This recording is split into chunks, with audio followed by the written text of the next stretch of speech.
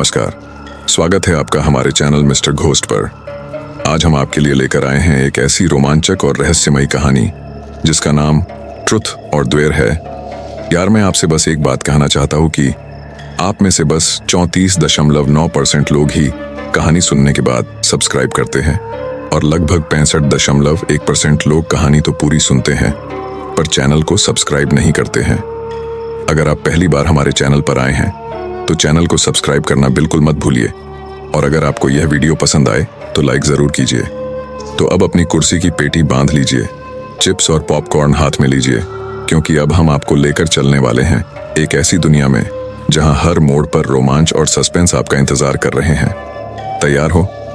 तो आइए डूब जाते हैं इस कहानी की गहराइयों में। चलिए। कहानी। वह एक बड़ा सा आलीशान होटल था जहां पर रिद्धि की बर्थडे पार्टी सेलिब्रेट की जा रही थी। चारों तरफ रिबन, गुब्बारे और फूलों से सजावट की गई थी। आलीशान झूमर छत के ऊपर बीचों बीच टंगा हुआ था। वह एक महंगा होटल था जिसे सभी अफोर्ड नहीं कर सकते थे, लेकिन किस्मत से रिद्धि उन लोगों में से नहीं थी। उसके पिता एक रसूखदार व्यक्ति थे। उनके अपनी कई फैक्ट्रियां और अन्य व्यापार का कारोबार था। केक कब का कट हो चुका था। रिद्धि के माता पिता कुछ मेहमानों से बातें कर रहे थे। पार्टी के लिए बस कुछ ही चुनिंदा खास लोगों को बुलाया गया था। उसी खास लोगों में रिद्धि के दोस्त भी शामिल थे। रिद्धि उन सबके साथ ट्रुथ और डेयर का खेल खेल रही थी। वह सभी 6 लोग थे: काव्या, नितेश, करण, अक्षिता, युवी और खुद रिद्धि। वो सभी मेज को घेर कर बैठे हुए थे। नितेश ने मेज पर एक कांच के बोतल को घुमाया और सभी लोग उत्सुकता से देखने लगे। अब किसकी बारी आई? बोतल काव्या की तरफ रुकी। शीट यार, काव्या बोली। नितेश ने हंसकर कहा, पहले ये बताओ, ट्रुथ ऑनर डेयर? काव्या कुछ देर सोचने के बाद बोली, ट्रुथ। करण यह सुनकर बोला, क्या बात है काव्या, तुम तो डेयरिंग बाज हो। काव्या मुस्कुराई। अच्छा तो चलो ये बताओ, वो लड़का कौन था जिससे तुम कॉलेज के बाद 3 दिन पहले कैफे में मिली थी? युवी ने पूछा। सभी काव्या को गौर से देखने लगे। काव्या सक पका गई। वह हकलाते हुए बोली कि क्या? कौन लड़का? युवी ने कहा, देखो गेम का यही रूल है, अब ट्रुथ लिया है तो टेल अस द ट्रुथ। और वैसे भी उस दिन तुम्हें मैंने खुद कैफे में देखा था जब तुम उस लड़के के साथ थी। काव्या ने झिझकते हुए कहा, वो एक्चुअली मैं उसे। फिर वह एक सांस में बोली, हाँ मैं उसे डेट कर रही हूं। यह सुनकर सभी लोग उसे छेड़ने लगे। तुम तो छुपी रुस्तम निकली, रिद्धि बोली। देखा, मैंने कहा था ना, वो लड़का इसका बीएफ ही होगा, युवी ने कहा। लेकिन ये तो गलत है ना, मतलब अपने दोस्तों से कौन सच छुपाता है?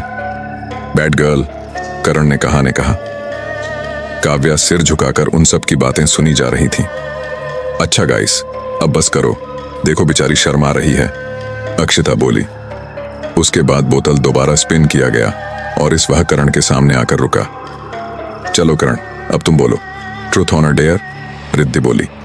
करण बोला, डेयर। इस बार मैं डेयर दूंगी, अक्षिता बोली। तुम अपने डैड को कॉल लगाओ और बोलो आई लव यू, या फिर इसके बदले 1000 रुपीज टेबल पर रखो। करण यह सुनकर चकरा गया। नितेश ने कहा, इसमें इतना सोचना क्या है ब्रो, लगाना कॉल और बोल दे अपने पापा से फीलिंग्स। और क्या, 1000 रुपए देने भी नहीं पड़ेंगे, युवी ने कहा। करण ने गहरी सांस ली और उसके बाद अपने वॉलेट से 1000 रुपए निकालकर टेबल पर रख दिया। काव्या हैरान होते हुए बोली, डैड से प्यार नहीं किया? बोला क्यों नहीं? क्या ये इतना मुश्किल था? करण मुस्कुराकर बोला, ऐसा नहीं है कि मैं डैड से प्यार नहीं करता, लेकिन पता नहीं क्यों इतनी सी ये बात बोलना बहुत मुश्किल लग रहा था। राइट, मैं भी आत्मा चुड़ैल भूत से लड़ सकता हूं, लेकिन डैड से अपनी फीलिंग्स नहीं बता सकता। बहुत टफ है यार, युवी बोला। बोतल फिर स्पिन किया गया। अब की बार वह युवी की तरफ आकर रुका। ट्रुथ ऑन डेयर युवी? रिद्धि बोली। मैं डेयर, युवी ने कहा। ओके, तो मैं तुम्हें एक डेयर देता हूं, नितेश ने कहा। तुम कह रहे थे ना कि तुम भूत और आत्माओं से लड़ सकते हो, तो चलो, तुम्हारा डेयर यह है कि तुम शांति कन्नौजिया के घर जाओगे, वो भी कल रात में। यह सुनकर सबके मुंह से सिसकारी निकली। वही शांति कन्नौजिया ना, जिसकी 8 साल पहले वहां रहस्यमयी तरीके से डेथ हुई थी। और कोई सबूत भी नहीं मिला किसी के खिलाफ। अक्षता ने कहा, हाँ, उसी शांति कन्नौजिया के घर। नितेश बोला, ठीक है, मैं जाऊंगा, और उस शांति देवी की आत्मा मिली तो उससे यह भी पूछ लूंगा कि आपको किसने मारा। युवी ने हंसते हुए कहा। सभी उसकी हंसी में साथ देने लगे। उसके बाद करण ने गंभीर होकर कहा, जोक्स अपार्ट गाइस, लेकिन सुनने में आता है कि वो जगह हॉन्टेड है। यस, एंड कितने लोगों ने क्लेम किया था कि शांति कन्नौजिया के डेथ के बाद वहां उन्होंने कुछ अजीब सा नोटिस किया था। रिद्धि बोली, हम और जो आसपास लोग रहते थे वहां सबने धीरे धीरे वहां से अपने घर खाली कर दिए और दूसरी जगह बस गए। अक्षता बोली। काव्या बोली, कहीं ये सुनकर तुम्हारी फटी तो नहीं युवी? सोच लो, अब भी वहां जाना चाहोगे? युवी निडर होकर बोला, ऑफ कोर्स, तुम लोगों पता नहीं है शायद, ऐसी ही सुनसान जगहों को चोर लुटेरे अपना घर बना लेते हैं और ऐसी अफवाहें फैला देते हैं कि घर भूतिया है और बस हो गया काम।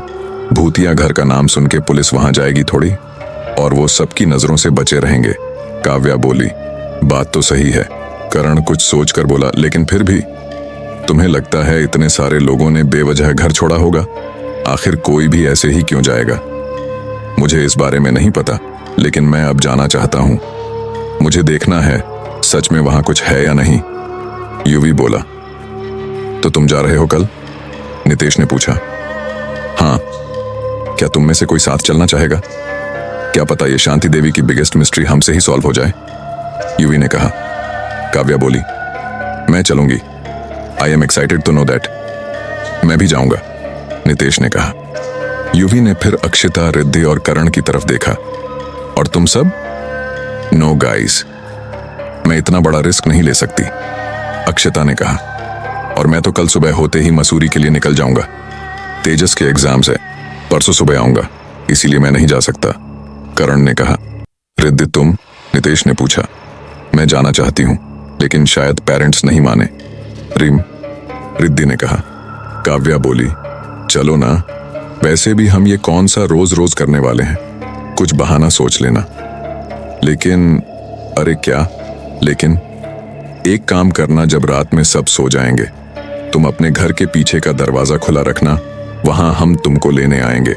पीछे के दरवाजे से तुम आ जाना और बाद में उसी से चली भी जाना, ज्यादा देर भी नहीं होगी, नितेश ने कहा। रिद्धि कुछ सोच विचार कर मान गई। ओके, मैं चलूंगी।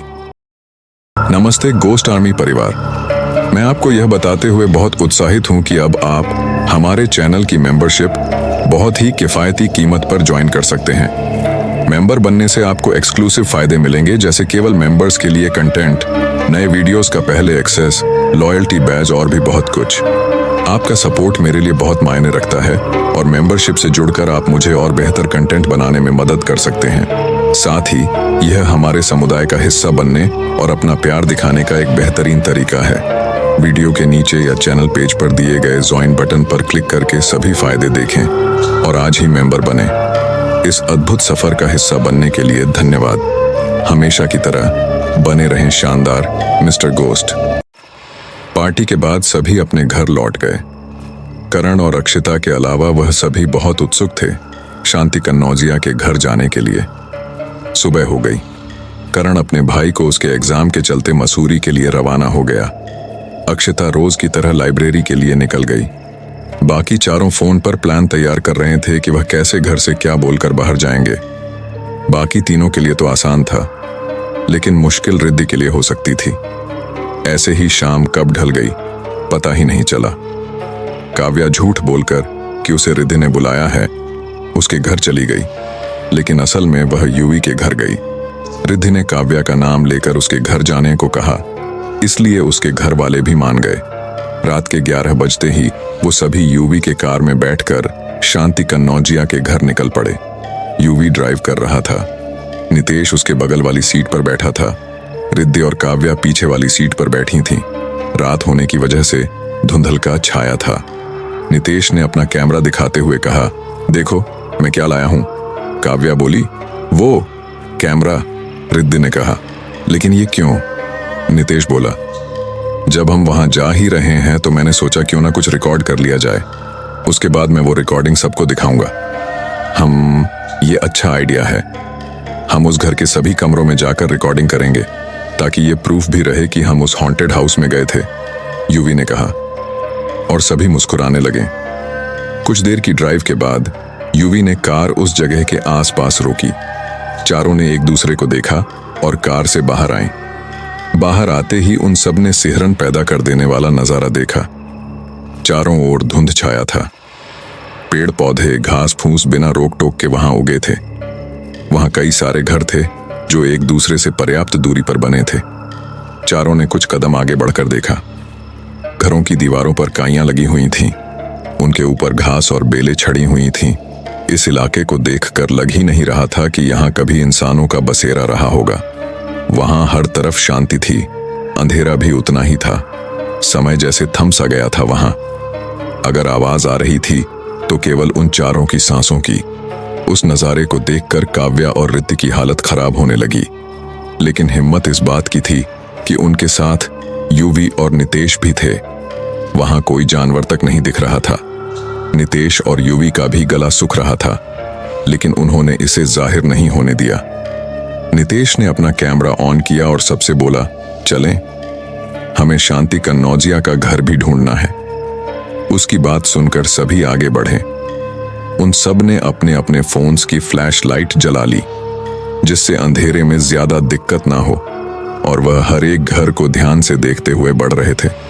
काव्या बोली, ये इलाका तो सच में भूतिया है यार। क्यों, तुमने भूत देखा? यूवी बोलकर हंसा और उसका साथ नितेश ने भी दिया। रिद्धि चौकन्नी होकर आसपास देख रही थी। काव्या बोली, नहीं यार, लेकिन ये कितना सुनसान है सब। हम वो तो है, नितेश बोला। फिर वह सब एक घर के सामने रुके।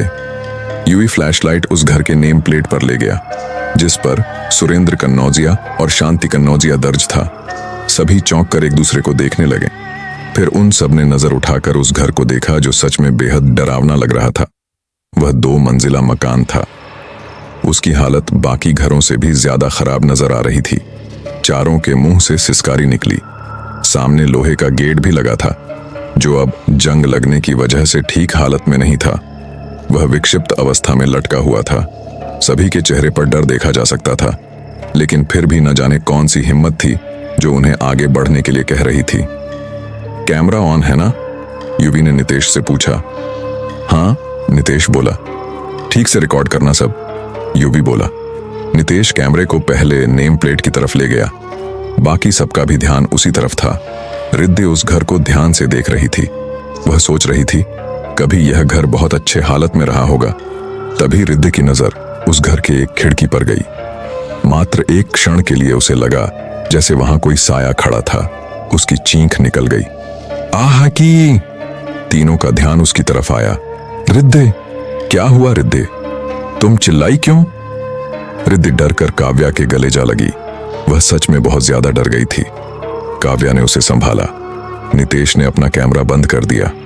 रिद्धि अटकते हुए बोली, मैंने वहां किसी को देखा। तीनों ने उस दिशा में देखा, लेकिन वहां कुछ नहीं था। मगर वहां कुछ भी तो नहीं, काव्या बोली। मेरा यकीन करो, वो वहीं था। मैंने अपनी आंखों से देखा, रिद्धि ने कहा। रिद्धि रिलैक्स, तुम्हारा वहम होगा।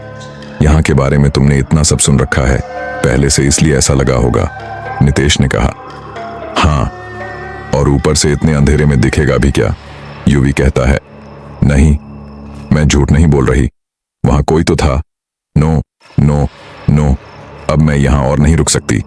चलो यहां से प्लीज, ये जगह सच में हॉन्टेड है, रिद्धि बोली। डर से उसका बुरा हाल था। वह कांप रही थी। लेकिन ऐसे कैसे चले जाएं? डेयर का क्या? यूवी ने कहा। भाड़ में गया डेयर, कहीं हम सब फंस न जाएं। चलो यहां से, मेरी बात मानो, ये जगह ठीक नहीं है, प्लीज प्लीज, रिद्धि रोते हुए बोली। तीनों उसे अनिश्चितता से देख रहे थे।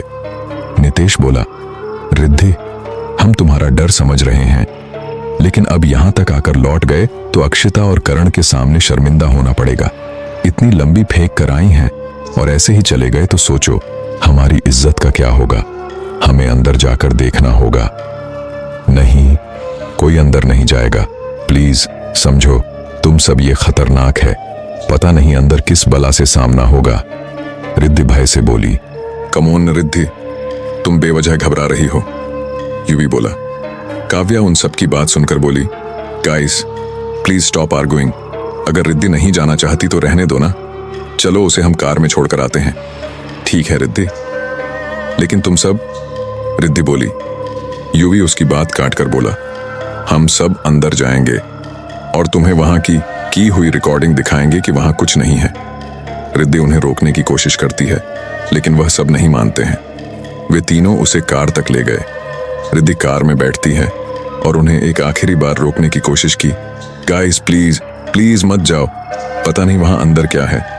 रिद्धि चिल यार, कुछ नहीं होगा, ओके हम जा रहे हैं, यूवी बोला। नहीं रुको, मैं यहाँ अकेले कैसे रहूंगी, कोई मेरे पास रुक जाओ, रिद्धि बोली। यूवी अपने कार की चाबी रिद्धि की तरफ बढ़ाता हुआ बोला, अगर कोई तुम्हारे पास आए तो कार स्टार्ट करके तुम चली जाना, और तुम्हारे पास तुम्हारा फोन है ना, हमें कॉल कर देना। टेक केयर, काव्या बोली, और सभी वापस कन्नौजिया हाउस की तरफ बढ़ने लगे। रिद्धि उन सबको बेबसी से जाता हुआ देख रही थी। उसने जल्दी से कार अंदर से लॉक की और सिमट कर बैठ गई। उसकी आंखें दोबारा बह चलीं। वह भगवान से मन ही मन प्रार्थना की कि सभी सुरक्षित लौट आएं। अच्छा हुआ करण और अक्षिता नहीं आए।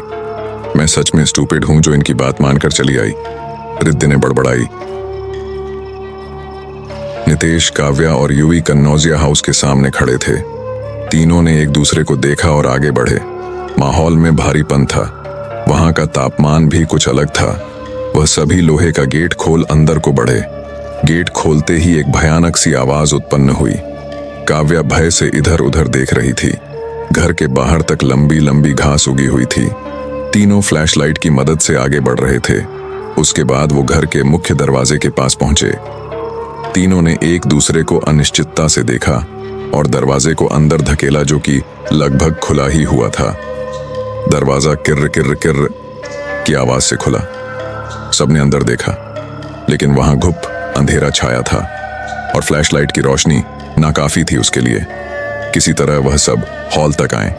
नितेश जल्दी से एक तरफ गया और वहां की खिड़की के फटे पुराने पर्दे को पूरी तरह हटा दिया। उसे ऐसा करते देख काव्या और यूवी भी नीचे की बाकी खिड़कियों के पर्दे हटाने लगे, ताकि बाहर की रोशनी थोड़ी बहुत ही सही अंदर आ सके। अब चीजें थोड़ी बहुत दिख रही थीं। तीनों यहाँ वहां नजरें घुमाकर देख रहे थे। घर अच्छा खासा बड़ा था। ऊपरी मंजिल को एक सीढ़ी जा रही थी। हर तरफ मकड़ियों के जालों का डेरा था। घर पूरी तरह गंदा था। सब जगह धूल की मोटी परत जमी हुई थी। सारा सामान वैसे ही पड़ा था जैसे उसे कोई छोड़कर जाता है। दीवारों पर फैमिली एल्बम्स लगे हुए थे, लेकिन धूल और मकड़ी के जालों के वजह से वह भी नहीं दिख रहा था। बाईं तरफ किचन था और उसी के बाहर डाइनिंग टेबल, जिसके आसपास 4 कुर्सियां थीं। किचन के अलावा वहां 3 कमरे थे, जो शायद बेडरूम और ड्राइंग रूम थे। हॉल के बीचों बीच सोफा रखा हुआ था। सब देखकर तीनों रोमांचित हो रहे थे। काव्या फुसफुसाते हुए बोली, नितेश, मैं क्या कहती हूं, चलो वो फोटो फ्रेम्स देखते हैं, शायद फैमिली बैकग्राउंड का पता चल सके। नितेश उसकी बात मानकर कैमरा को उस दीवार की तरफ ले गया जहां फ्रेम्स लगी हुई थीं। उस पर बहुत गंदगी जमी हुई थी। काव्या उसे हटाने की कोशिश करती है। दूसरी तरफ यूवी एक शेल्फ के पास गया। उस पर कुछ चीजें और किताबें रखी हुई थीं। यहां पर हर एक वस्तु खस्ता हालत में थी। यूवी किताब उठाकर देख ही रहा था कि उसे अपने पीछे कुछ एहसास हुआ। पहले उसे लगा काव्या और नितेश होंगे, लेकिन जैसे ही उसने पलट कर देखा, उसे सोफे पर कोई बैठा हुआ दिखा। यह भी मात्र क्षणिक ही हुआ। यूवी डर गया। आहा! नितेश और काव्या उसकी तरफ मुड़े। क्या हुआ? चीखे क्यों? तुम्हारी वजह से मैं डर गई। यूवी अपनी सांसों पर काबू पाते हुए बोला, कुछ नहीं, वो एक मकड़ी हाथ पे चढ़ गई, इसलिए चीखा। यूवी ने झूठ कहा, क्योंकि वह खुद नहीं जानता था जो उसने देखा वह सच था या झूठ। तुम भी ना एक मकड़ी से डर गए? काव्या बोली। और सोचो, जब शांति देवी की आत्मा आई तो क्या होगा? तब तो पैंट ही गिला कर देगा। नितेश उसका मजाक बनाते हुए बोला। काव्या हंसने लगी। यूवी चिढ़कर बोला, तुम रिकॉर्डिंग करो पहले। हाँ, वो तो कर ही लूंगा, लेकिन मकड़ी से डरने वाला मोमेंट बार बार थोड़ी आएगा। नितेश हंसते हुए बोला। यूवी ने कुछ नहीं कहा। तभी ऊपर से किसी के भागने की आवाज आई, जैसे कोई दौड़ रहा हो। तीनों शांत हो गए। काव्या की आंखें डर से बड़ी हो गईं। तभी आवाज आनी बंद हो गई। ओ नो, ये कैसी आवाज थी? कहीं ये घर सच में हॉन्टेड तो नहीं? काव्या ने कहा। उसकी आवाज कांप रही थी। नितेश और युवी के चेहरे पर भी डर साफ झलक रहा था। नहीं, ऐसा कुछ नहीं है, नितेश ने कहा। मैं रिद्धि के पास जा रही हूं, मुझे अब यहां डर लग रहा है। और वो भी तो बोल रही थी कि उसने किसी को देखा, काव्या ने कहा। उसके चेहरे पर पसीने छूटने लगे। युवी कुछ देर पहले हुए घटनाक्रम के बारे में सोचने लगा। तभी ऊपर से फिर किसी के भागने की आवाज आई। तीनों सहम गए, लेकिन डरते हुए भी नितेश ने कैमरा ऑन रखा और कड़कती आवाज में पूछा, कौन है? मैंने पूछा कौन है वहां ऊपर, लेकिन वो आवाज शांत हो गई और फिर कुछ नहीं हुआ। काव्या दरवाजे की तरफ भागते हुए बोली, गाइस चलो यहां से प्लीज। युवी भी जाना चाहता था, लेकिन उसे नितेश ने रोक लिया। चलो देखते हैं ऊपर कौन है। हो सकता है कोई इंसान हमें डराने की कोशिश कर रहा हो। युवी को भी उत्सुकता थी सब देखने और जानने की, लेकिन वह यह भी सोच रहा था कहीं लेने के देने न पड़ जाएं। तभी काव्या बोली, युवी, नितेश, ये डोर खुल नहीं रहा, देखो ना क्या हुआ। दोनों के चेहरे पर यह सुनकर हवाइयां उड़ने लगीं। दोनों भागकर दरवाजे तक आए और उसे खोलने की कोशिश करने लगे, मगर वह नहीं खुला। काव्या रोने लगी, मुझे घर जाना है। मम्मा, शांत हो जाओ यार, तुम तो और डरा दोगी, नितेश खींचकर बोला। लेकिन अंदर से भय ने उसे भी जकड़ लिया था। वह बार बार दरवाजे के हैंडल को पकड़कर घुमा रहा था, लेकिन बात नहीं बनी। अब क्या होगा? ये तो खुल नहीं रहा। शीट, हम पक्का फंस गए हैं। ओह माय गॉड, युवी घबराते हुए बोला। अब तुम भी शुरू हो गए। ऐसे वक्त में दिमाग से काम लेना चाहिए। अगर कोई है तो वो सामने क्यों नहीं आता? क्योंकि उसे डर है कि हम उसे पकड़ लेंगे। जानते हो क्यों? क्योंकि वो जो कोई भी है एक इंसान है, कोई आत्मा वात्मा नहीं, नितेश ने कहा। तुम पागल हो गए हो? अभी भी तुम्हें यकीन नहीं हुआ कि ये घर हॉन्टेड है? रिद्धि ने भी तो किसी को देखा था, क्या वो भी झूठ था? और अभी ये दरवाजे का बंद होना और ऊपर से वो आवाज, क्या है वो? काव्या नितेश पर भड़कते हुए बोली, साथ ही रो भी रही थी। नितेश चलते हैं ना, छोड़ो इस घर को। वहां कार में भी रिद्धि अकेली है, पता नहीं कैसी होगी, युवी ने उसे समझाते हुए कहा। नितेश उन दोनों को कुछ पल देखता है और फिर बोला, ठीक है चलो, लेकिन पहले ये दरवाजा तो खुले। आई एम श्योर जरूर ये उनका ही काम होगा जो हमें डराने की कोशिश कर रहे हैं। हम कोई और रास्ता ढूंढते हैं यहां से निकलने का। काव्या हर तरफ भयभीत निगाहों से देखते हुए बोली। उसकी बात सुनकर बाकी सभी यहां वहां किसी दूसरे दरवाजे और खुली खिड़की को देखने लगे, लेकिन खिड़कियों पर ग्रिल लगा हुआ था, जिसे तोड़ना आसान नहीं था। वो सब ढूंढ ही रहे थे कि तभी ऊपर से किसी चीज के गिरने की आवाज आई, जो शायद कोई फूलदान या वास जैसा था। तीनों चिहुक गए। काव्या डरकर नितेश और युवी के पास गई। अब ये कैसी आवाज थी? काव्या बोली, कुछ गिरा शायद, कोई चीज। युवी ऊपर सीढ़ियों की तरफ देखता हुआ बोला, मैं बोल रहा हूं, हमें ऊपर जाकर देखना चाहिए क्या चीज है। मेरा दिमाग खराब हो रहा है अब इस नौटंकी से। नितेश चिढ़ते हुए बोला, शायद तुम ठीक कह रहे हो, वैसे भी डोर लॉक है तो हम बाहर जा नहीं सकते, और यहाँ ये जो भी भूतिया खेल है जाने कब तक चलेगा। युवी भी कुछ हद तक परेशान होकर बोला। काव्या उन दोनों को आश्चर्य से देख रही थी। युवी, ये क्या पागलकम था जो तुम भी इसकी बातों में आ गए? ऊपर जाने की गलती बिल्कुल भी मत करना, पता नहीं क्या होगा वहां। नितेश काव्या की ओर देखकर बोला, ठीक है, नहीं जाते। खुश, लेकिन तुम्हारे पास कोई बेटर प्लान है? काव्या उसकी बात सुनकर खामोश हो गई। वह कुछ सोच रही थी, तभी वह एकदम से बोली, हाँ, एक आइडिया है। हम रिद्धि को कॉल करके ये दरवाजा खोलने को बुलाते हैं। वैसे भी डोर अंदर से नहीं लॉक, मतलब फिर बाहर से ही लॉक होगा। दोनों के चेहरे पर यह सुनकर राहत आ गई। ओह हाँ, इस बारे में तो हमने ध्यान ही नहीं दिया कि रिद्धि बाहर से हेल्प ला सकती है, युवी ने कहा। हम नॉट बैड, नितेश बोला। लेकिन जैसे ही उन्होंने अपना फोन निकाला, उन्होंने देखा उसमें नेटवर्क नहीं था। शीट यार, युवी बोल ही रहा था कि तभी माहौल में उभरा एक धीमा रोने वाला स्वर। वह आवाज कहां से आ रही थी कुछ पता नहीं था, लेकिन रोने का स्वर किसी स्त्री का लग रहा था। तीनों के रोंगटे खड़े हो गए। काव्या को फिर से रुलाई आ गई। वह रोने की आवाज ज्यादा तेज नहीं थी, तब भी भयानक लग रही थी। मम्मा, काव्या बोली। कौन है वहां? सामने आओ, जो कोई भी हो। नितेश डरते हुए और थोड़ा हिम्मत करते हुए बोला।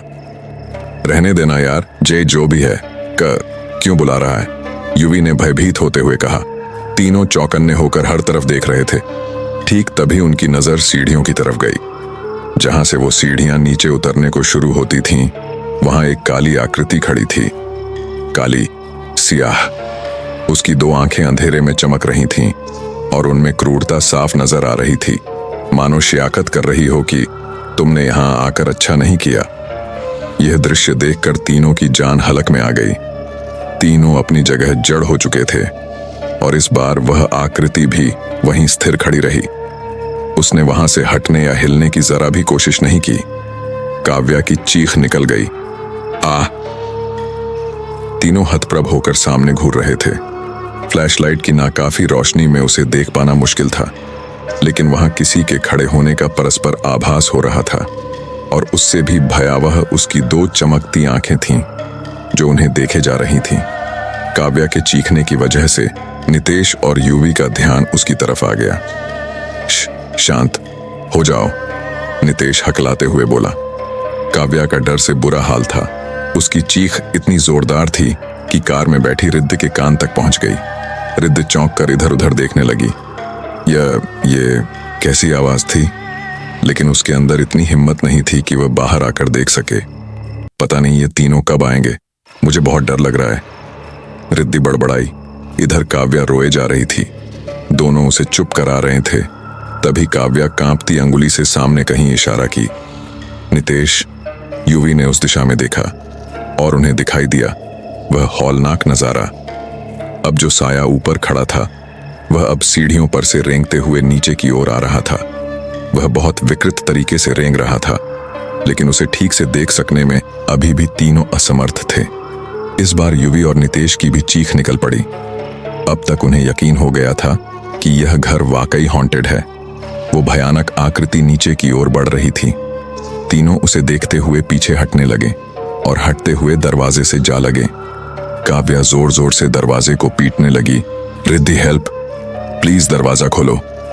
युवी और नितेश भी रिद्धि को आवाज लगाने लगे। रिद्धि, रिद्धि, प्लीज दरवाजा खोलो, रिद्धि। और जब उन तीनों ने पीछे मुड़कर देखा तो वो साया सीढ़ियों से नीचे उतर चुका था और अब जमीन पर रेंगता हुआ उन्हीं की तरफ आ रहा था। उनके बीच केवल 10 फुट की ही दूरी बची थी। नितेश ने लरजती आवाज में कहा, लगता है रिद्धि हमें नहीं सुन पा रही। हमें इससे बचकर ऊपर छत पर जाना होगा। भागो। किसी ने कुछ नहीं सोचा और सभी भागने लगे। काव्या सबसे पीछे थी। वो सब सोफे के दूसरी तरफ से होते हुए सीढ़ियों की तरफ भागे। ऊपर पूरी तरह से अंधेरा था। उन्हें यह भी नहीं पता था कि ऊपर छत का रास्ता कहां से है।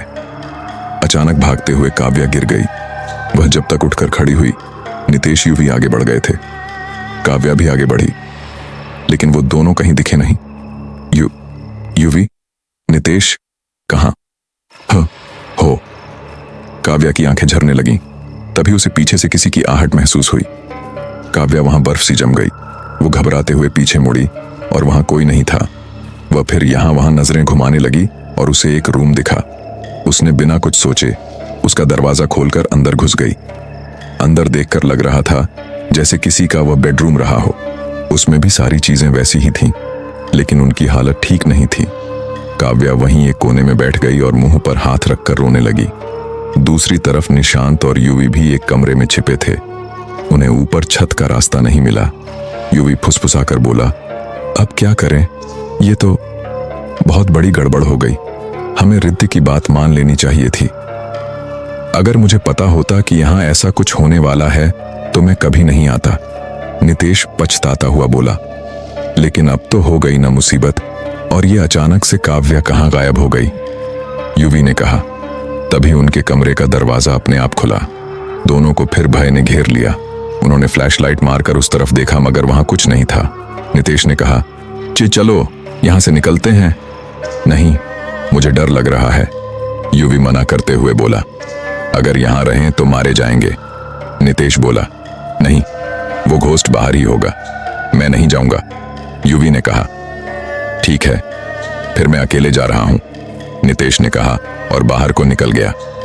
उस घर के गलियारे में उसने आकर चौकन्ना होकर सब तरफ देखा। वो दबे पांव आगे बढ़ रहा था। तभी उसे कोई चीज चरमराने की आवाज आई। वह ठिठक गया। उसने देखा वहां सामने की दीवार पर एक कुल्हाड़ी शोपीस की तरह टंगी हुई थी, लेकिन अभी वह हिल रही थी, जैसे उसे कोई निकाल रहा हो। नितेश ने बिना कोई देर किए वापस सीढ़ियों की तरफ दौड़ने लगा, क्योंकि मेन गेट के अलावा उसे और कोई बाहर जाने का रास्ता मालूम नहीं था। नितेश सीढ़ियों की तरफ आ गया, लेकिन नीचे उसे वहीं साया खड़ा दिखाई दिया। नितेश खौफ से फिर पीछे को भागा। रिद्ध कार में बैठी खिड़कियों से बाहर देख रही थी। उसकी आंखें रोने की वजह से लाल हो चुकी थीं। उसे लग रहा था जैसे अभी कोई आ जाएगा। रिद्धि ने अपना फोन लिया और काव्या को कॉल करने लगी। काव्या एक कोने में घुटने में सिर छुपाकर बैठी हुई कांप रही थी। तभी उसका फोन बजा। वह चिहुक गई। जब उसने स्क्रीन पर नजर डाली तो रिद्धि का कॉल देखकर खुश हो गई। हेलो रिद्धि। हेलो काव्या, कहां हो तुम सब? मुझे Riddhi please help help. Kavya उसकी बात पूरी होने से पहले बोली। रिद्धि उसकी ऐसी आवाज सुनकर और भी ज्यादा घबरा गई। क्या हुआ? तुम रो क्यों रही हो? वो है, यहां है वो। डोर भी लॉक है, हम नहीं आ सकते। काव्या हिचकियां लेते हुए बोली। कौन वो और डोर लॉक है? हुआ क्या? नितेश और युवी कहां हैं? रिद्धि बोली। पता नहीं, तुम प्लीज आकर डोर ओपन कर दो, वो हमें नहीं छोड़ेगा। जो भी है, मैं छुपी हुई हूं, प्लीज रिद्धि हेल्प। काव्या बोलते हुए रोने लगी।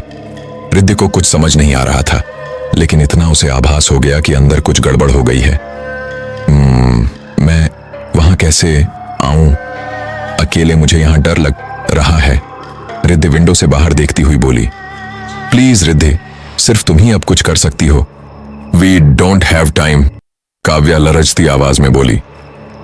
रिद्धि फोन पर खामोश हो गई। तभी उसी वक्त काव्या के कमरे में नितेश भागता हुआ आया। वह पसीने से लथपथ था। काव्या ने सिर उठाकर उसे देखा। नितेश, वह खुशी से बोली। नितेश भी उसे देखकर राहत में आया। काव्या, तुम यहां हो? उधर फोन की दूसरी तरफ रिद्धि ने भी यह सुना। नितेश और युवी आए क्या? नहीं, सिर्फ नितेश है, युवी उसके साथ।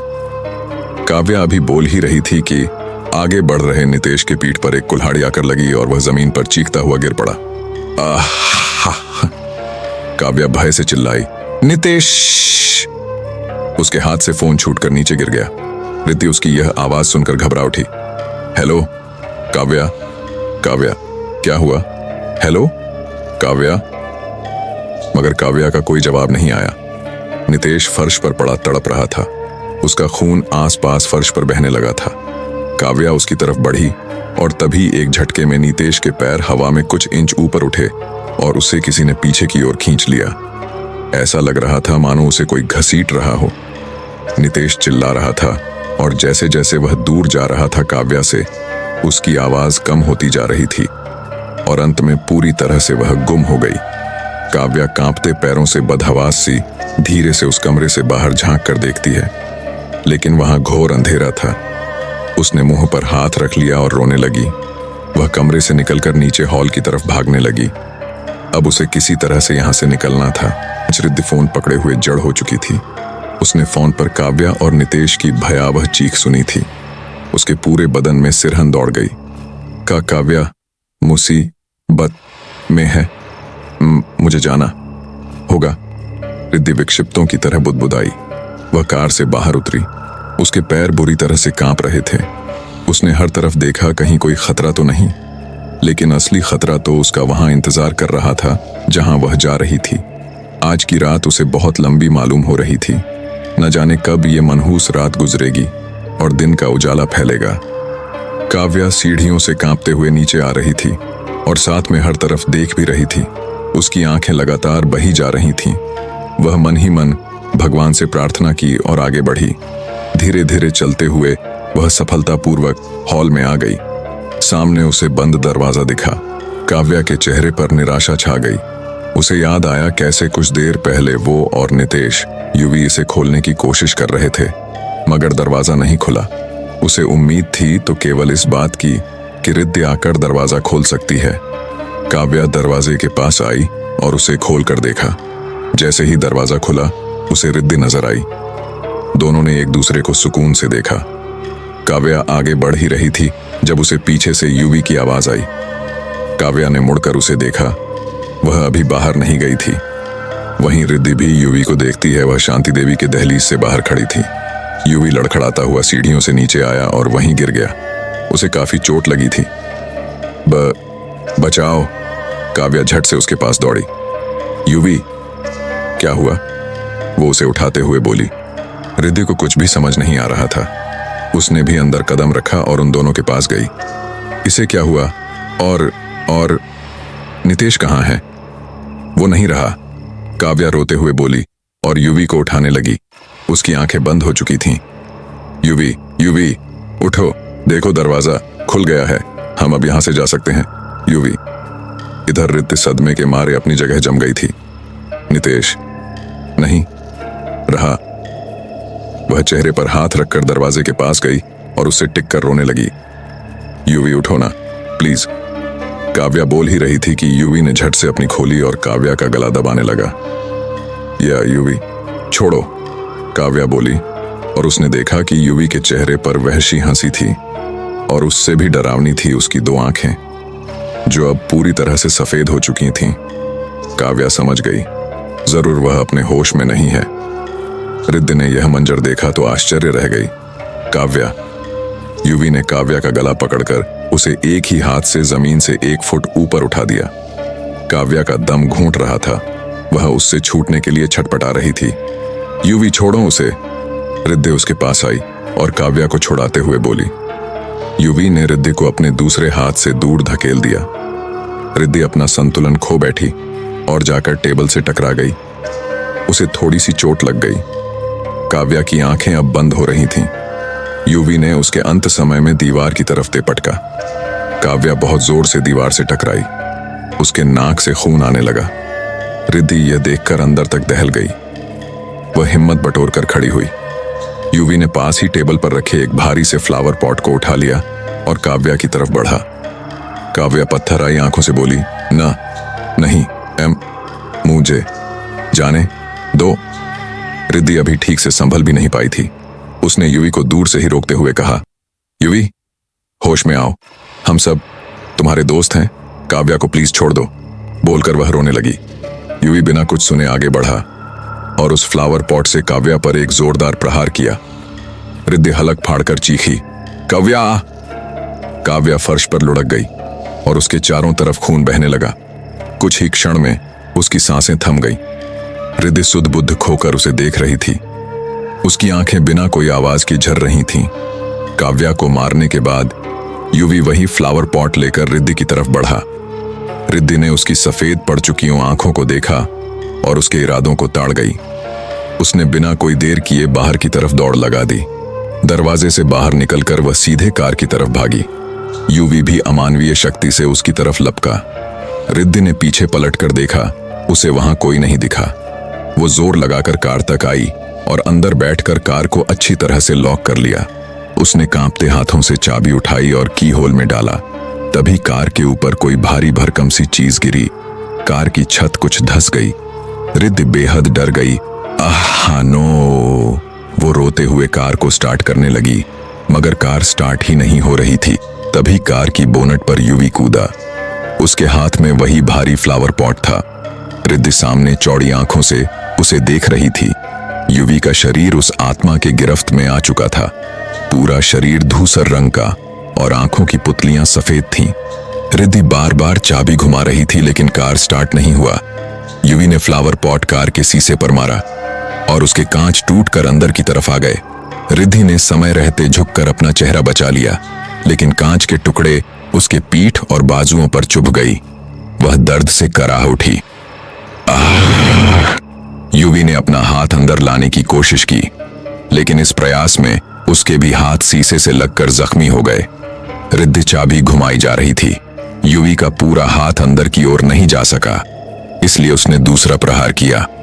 कांच फिर से बिखर कर अंदर आ गई और इस बार रिद्धि के चेहरे में भी चुभ गई।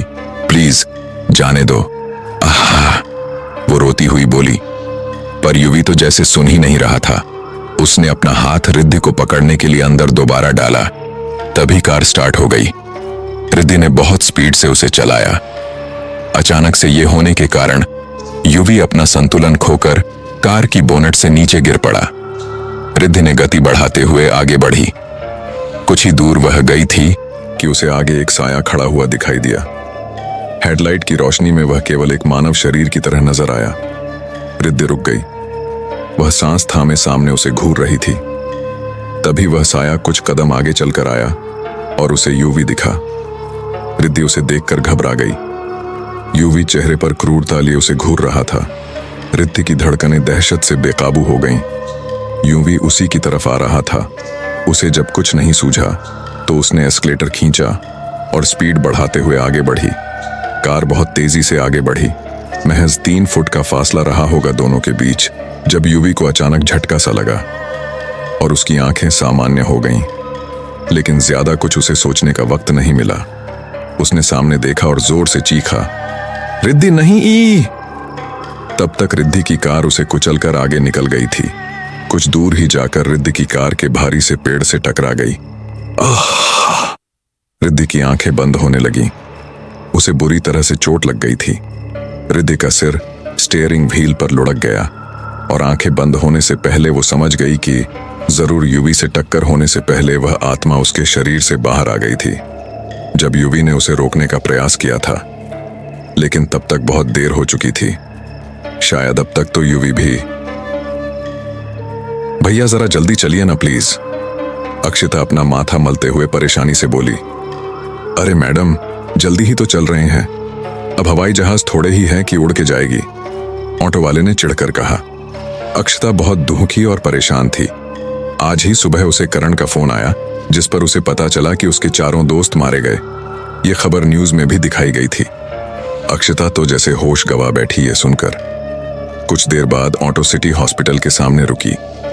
अक्षिता झट से उतरी और ऑटो वाले को पैसे देकर अंदर भागी। उसने बचे हुए पैसे भी नहीं लिए। अरे अरे मैडम, आपके पैसे, ऑटो वाले ने कहा। लेकिन अक्षिता नहीं रुकी। वह तब तक जा चुकी थी। हॉस्पिटल के अंदर और बाहर पुलिसकर्मी तैनात थे और कुछ प्रेस मीडिया के लोग थे। अक्षिता उन सबको नजरअंदाज करके आगे बढ़ी। हॉस्पिटल के गलियारे में ही उसे करण दिख गया, जो काव्या, युवी और नितेश के घर वालों के पास खड़ा था।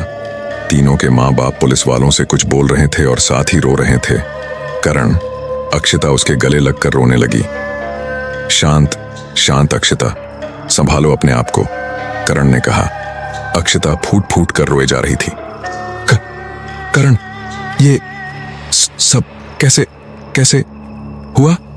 नितेश, काव्या और युवी, रिद्धि, सब कैसे? अक्षिता आगे नहीं बोल पाई। करण ने उसे संभाला और वहां से एक तरफ लाकर उसे बेंच पर बिठाया और कहा, पहले तुम चुप हो जाओ, तभी तो मैं कुछ बताऊंगा ना।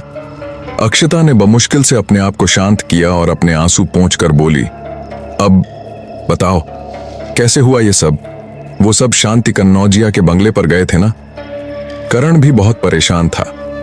उसे इस बारे में बताते हुए भी अजीब लग रहा था। अक्षिता, मैं भी आज सुबह ही मसूरी से अपने भाई के साथ लौटा जब मुझे इस हादसे के बारे में पता चला। और ये सच है कि काव्या, युवी और नितेश नहीं रहे। अक्षिता ने दुख से आंखें भींच लीं। फिर तुरंत ही उसने अपनी आंखें खोलीं। और रिद्धि, रिद्धि वो जिंदा है, करण ने कहा। अक्षिता ने राहत की सांस ली। कम से कम उसका एक दोस्त तो सही सलामत लौटा। लेकिन तुरंत ही उसकी खुशी गायब भी हो गई जब नितेश ने कहा, लेकिन वो कब तक जिंदा है, कुछ कह नहीं सकते। रिद्धि को पुलिस ने कन्नौजिया हाउस से लगभग आधे किलोमीटर की दूरी पर युवी के कार में खून से लथपथ और बेहोश पाया था। उसकी कार एक भारी पेड़ से टकरा गई थी जिसमें उसके सर पर बहुत गंभीर चोट आई है। डॉक्टर ने कहा है कि रिद्धि के होश में आने के चांसेस बहुत कम है। वो कोमा में भी जा सकती है या फिर वो। करण ने अपनी बात अधूरी छोड़ दी। जिसे सुनकर अक्षता को बेहद अफसोस हुआ। और बाकी सबका क्या? अक्षता ने पूछा। सुबह के टाइम कुछ लोग मॉर्निंग वॉक पर निकले थे।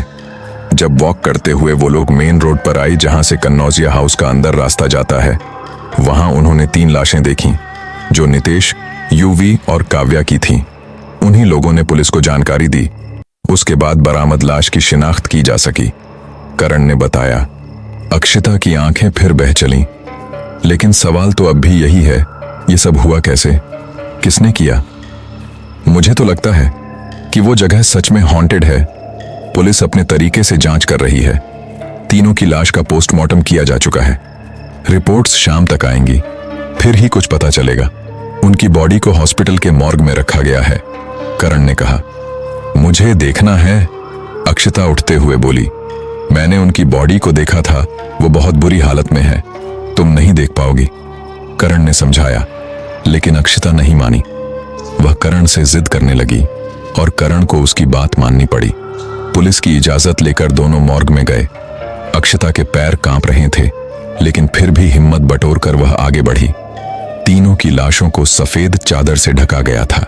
जैसे ही अक्षता ने चादर हटाया, उसे उबकाई आ गई। वह कई कदम पीछे हट गई और वहां से बाहर भाग गई। करण भी उसके पीछे आया। अक्षता फिर रोने लगी। अपने दोस्तों को ऐसे क्षत विक्षत अवस्था में देखना उसे सहन नहीं हो पाया।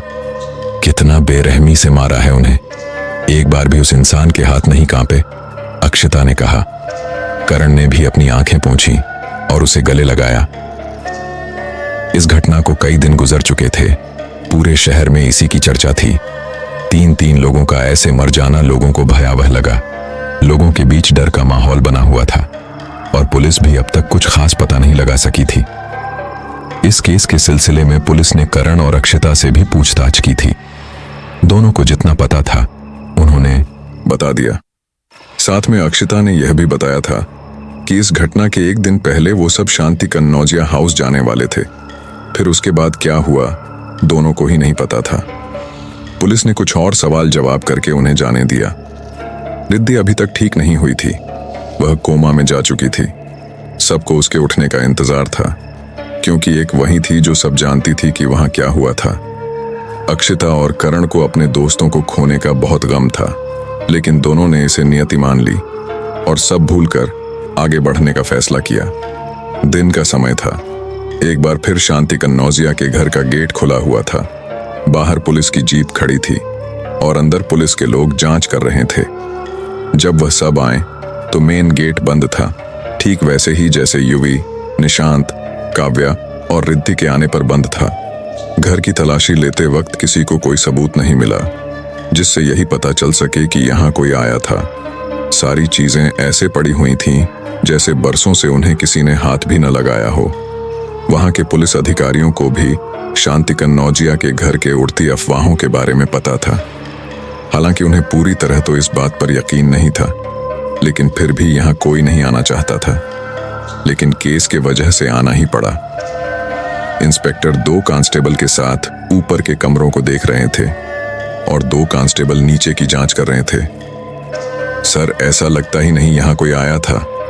हम बेकार में अपना समय बर्बाद कर रहे हैं, एक कांस्टेबल ने इंस्पेक्टर मनीष से कहा। मुझे भी ऐसा ही लगता है, लेकिन इस जगह का जिक्र हुआ है तो ड्यूटी तो पूरी करनी ही होगी। और फिर इस जगह को देखो, एक भी सबूत नहीं मिला जिससे हम शक कर सकें कि यहाँ कोई आया था या यहाँ किसी की हत्या हुई है। मनीष ने आसपास गौर से देखते हुए कहा, मुझे लगता है हमें अब चलना चाहिए, यहाँ कुछ नहीं रखा। तीनों जाने को मुड़े ही थे कि उन्हें कुछ गिरने की आवाज सुनाई दी। तीनों चौंक पड़े। मनीष ने देखा दीवार पर टंगी कुल्हाड़ी नीचे गिर पड़ी थी। उसने उसे उठाया और वापस उसकी जगह पर रखते हुए नीचे चला गया। उनके जाते ही उस कुल्हाड़ी पर, जो अब तक साफ थी, पर खून के धब्बे उभर आए जो सूख चुके थे। मनीष सीढ़ियों से नीचे आते हुए बाकी कांस्टेबल्स से बोला, चलो सब लोग, शाम होने वाली है, वैसे भी यहाँ कुछ नहीं मिलने वाला। 5 ने दरवाजे को अच्छे से बंद किया और लंबी घासों और जंगली पौधों से होते हुए जीप की तरफ बढ़ गए। मगर काश मनीष या किसी ने भी एक बार बगीचे में देख लिया होता। जहां पर कैमरा पड़ा हुआ था जिससे नितेश उस रात रिकॉर्डिंग कर रहा था। वह पांचों उसके बगल से गुजर कर चले गए। उन्होंने जीप स्टार्ट की और पल भर में गायब हो गए। कैमरा मासूमियत से उन जंगली घासों के बीच पड़ा हुआ था जिसकी रिकॉर्डिंग अपने आप चालू हो गई और अंदर दिखा वो हौलनाक नजारा जिसे देखने के बाद काव्या, यूवी और नितेश ने अपनी जान गंवाई थी। दोस्तों, ये कहानी यहीं खत्म होती है। तो आपको कहानी कैसी लगी कमेंट में बताइए, और अगर आपके साथ कोई ऐसी घटना घटी है तो हमसे शेयर करें और चैनल को सब्सक्राइब करें और वीडियो को लाइक करें।